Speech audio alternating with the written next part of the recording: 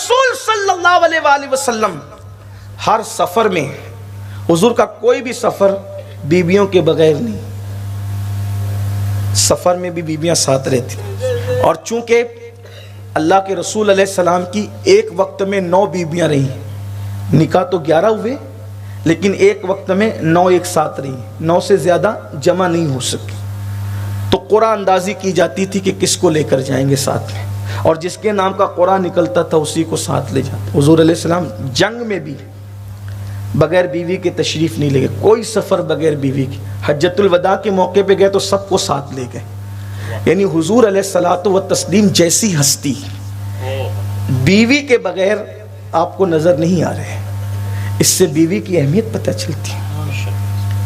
یہ بہت باریک سی بات ہے، بہت اہم بات ہے، اس پہ غور کرنا.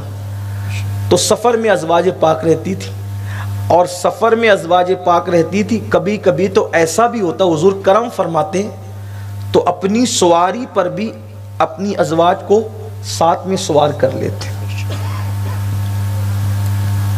اس سے پتہ چلا کہ اسلام کس قدر زندگی گزارنے کا خوبصورت تصور دیتا ہے.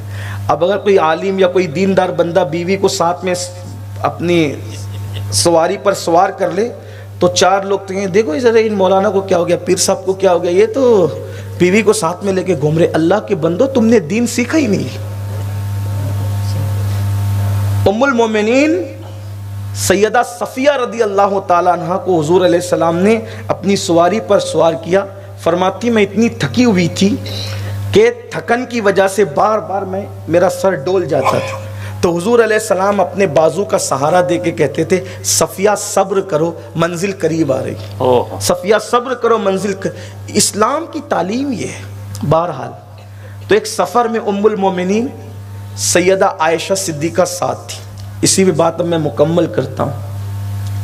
ام المومنین سیدہ اکرم صلی اللہ علیہ وآلہ وسلم ام المومنین سیدہ ام سلمہ سے کہتے تھے ام سلمہ عائشہ کے بارے میں میرا دل نہ دکھایا کرو، کیونکہ عورتوں میں جب وہ ایک شوہر کی متعدد عورتیں ہوتی ہیں، یعنی جسے لوگ سوکنے کہتے ہیں، تو سوکنے ایک دوسرے پہ رشک کرتی ہیں. تو رشک کی کیفیت کی بنیاد پہ کبھی کبھی حضرت ام سلمہ شکایت کرتی تھی تو فرماتے تھے کہ اس کی وجہ سے میرا دل نہ دکھائے گا. بلکہ ایک حدیث اور یاد آ گئی، اس کو بھی سن لیں. اما عائشہ پاک کی شان بیان ہو رہی ہے. آقا فرماتے ہیں فاطمہ کیا تم مجھ سے محبت کرتی ہو؟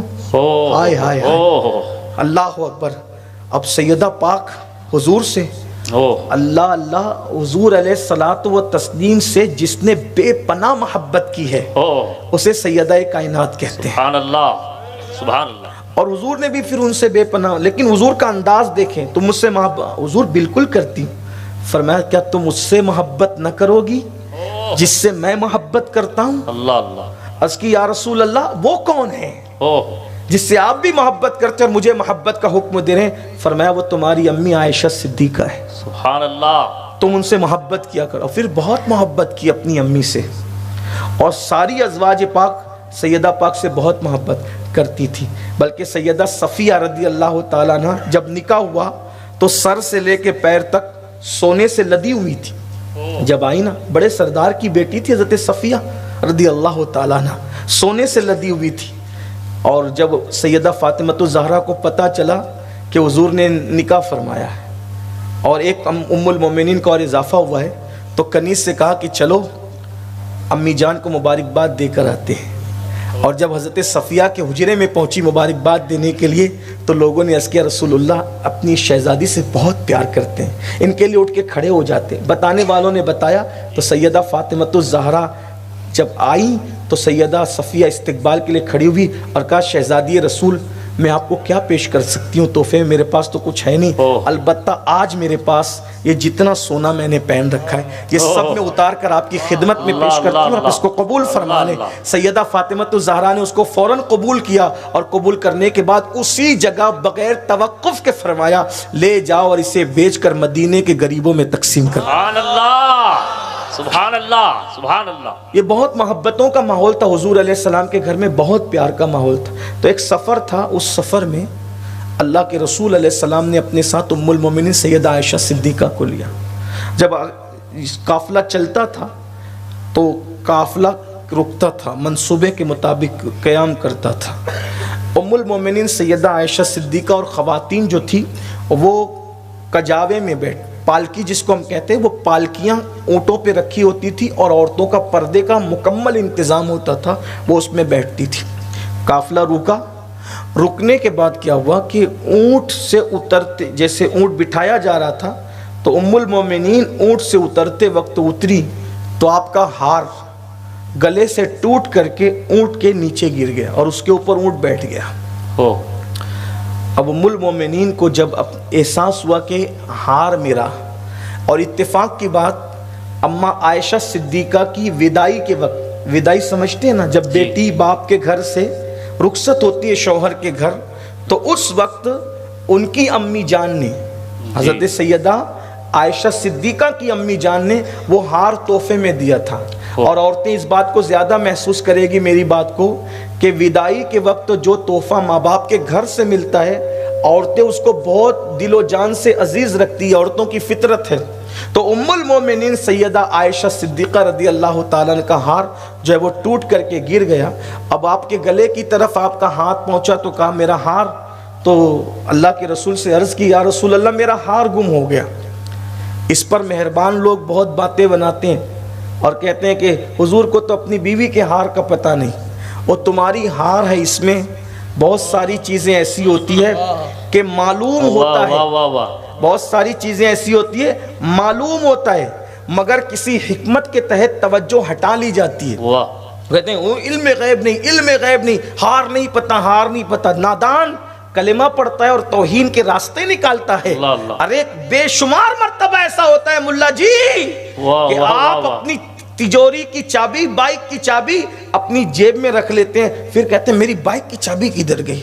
تو کیا آپ کو پتا نہیں کہ بائک کی چابی جیب میں؟ ارے خود رکھا تو معلوم نہیں، معلوم تھا توجہ نہیں تھی، معلوم تھا توجہ۔ تو کبھی کبھی آقا فرماتے ہیں میں بھولتا نہیں ہوں، کسی حکمت کے تحت مجھے بھلا دیا جاتا ہے، اور وہ بھلانے میں بھی حکمت ہوتی ہے۔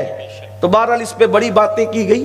تو ہار جب آقا سے اس کے حضور میرا ہار، آقا علیہ السلام نے فرمایا ہار ڈھونڈو۔ سب لوگ ماں عائشہ کا ہار ڈھونڈو، اب ہار ملتا کہاں؟ کیوں؟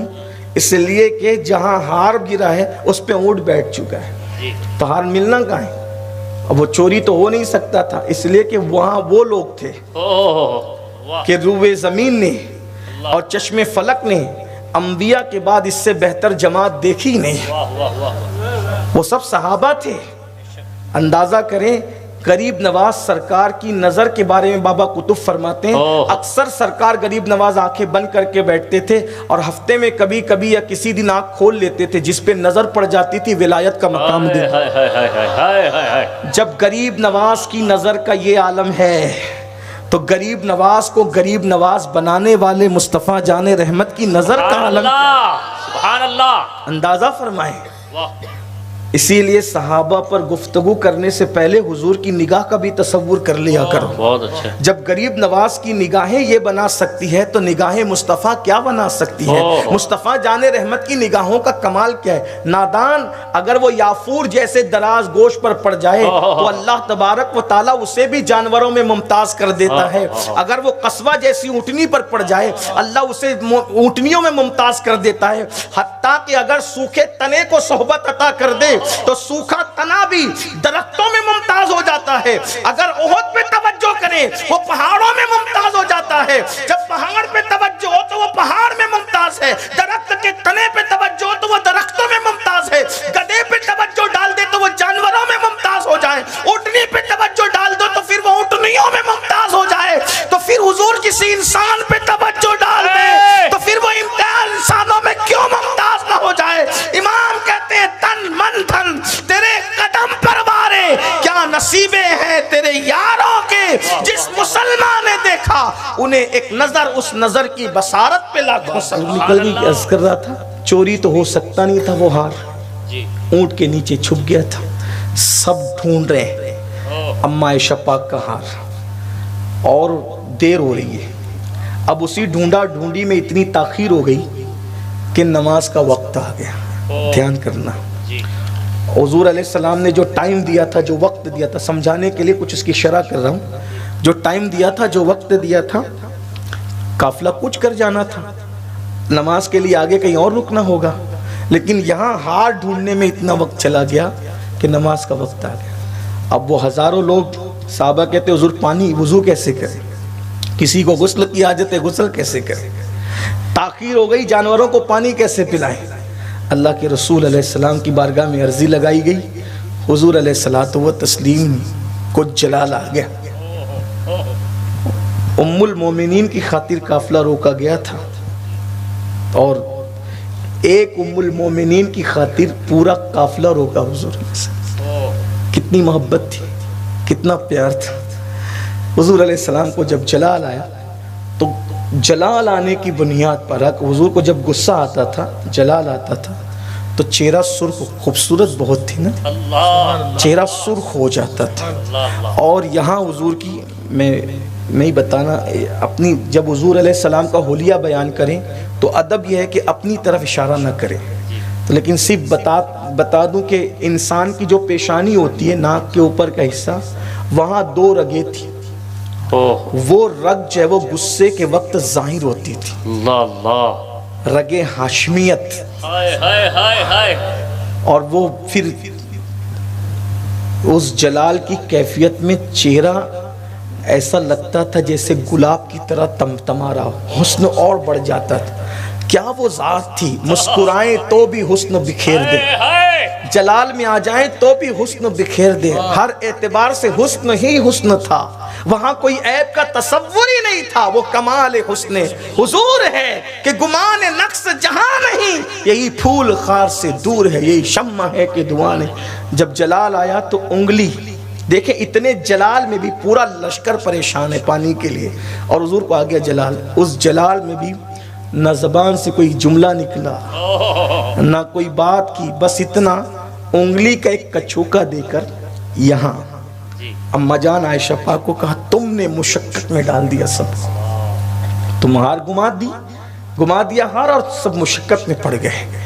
اور لوگوں کا اصرار بڑا، حضور نماز کا وقت ہے، کیا کرے، پانی نہیں ہے۔ ادھر ہائے ہائے ہائے پانی کا مطالبہ ہو رہا تھا، ادھر آیت تیمم لے کر کے جبریل امین نازل ہوئے، عرض کی یا رسول اللہ، اللہ فرماتا ہے کہ اگر پانی نہ پاؤ تو تیمم کرو۔ یہ آیت تیمم کس کی برکت ہے؟ آیت تیمم کس کی برکت ہے؟ یہ ام المومنین کی برکت ہے۔ ام المومنین کی خاطر قافلہ رکا، اور اللہ تبارک و تعالیٰ نے تیمم، دیکھو تو صحیح، وہ چند لوگ، چند 100 چند ہزار لوگ ام المومنین کی وجہ سے رکے، اور اس کی برکت قیامت تک اللہ نے پوری امت کو عطا فرما دیا۔